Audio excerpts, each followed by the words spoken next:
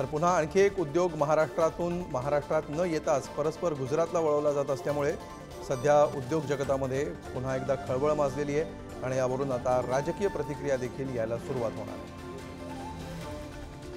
महिंद्रा कंपनीवर नाशिकमधील बहुतांश कंपन्या सध्या अवलंबून आहेत आणि ही कंपनी हा प्रकल्प नाशिकमध्ये येईल अशी चर्चा होती। असं काही नाहीये, एखादा प्रोजेक्ट इकडे तिकडे गेल्याने महाराष्ट्राच्या प्रगतीवर कोणताही परिणाम होत नसतो।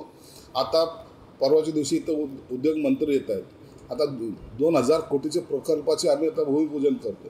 म्हणून आता महाराष्ट्र हा समृद्धीकडे चाललेला आहे। महाराष्ट्र हा एक नंबर आहे आणि तो एक नंबरच राहील। मला वाटतं मला ह्याच्यात जायचंच नाही। आपल्याला माहिती आहे महाराष्ट्र हा महाविकास आघाडी सोबत आहे, येणारं सरकार आमचं आहे। आज देखील एक उद्योग जो महाराष्ट्रात यायला पाहिजे होता, महाराष्ट्र सरकारने प्रयत्न तरी करायला पाहिजे होता, तो आज गुजरातला गेलेला आहे। आणि मी वारंवार सांगत आलेलो आहे, जे सत्य परिस्थिती आहे, जर चुकून हे महायुतीचं जे काही राजवट बसलेली आहे आपल्या डोक्यावर अवकाळी सरकार म्हणून ते बसलं तर मंत्रालय देखील गुजरातला हलवतील। आपल्या सगळ्या माध्यमांना नाशिकचा महिंद्रा अँड महिंद्राचा प्रकल्प हा परराज्यामध्ये गेल्याच्या संदर्भातला एक फेक नरेटिव्ह काही राजकीय नेते सेट करण्याचा प्रयत्न करतायत।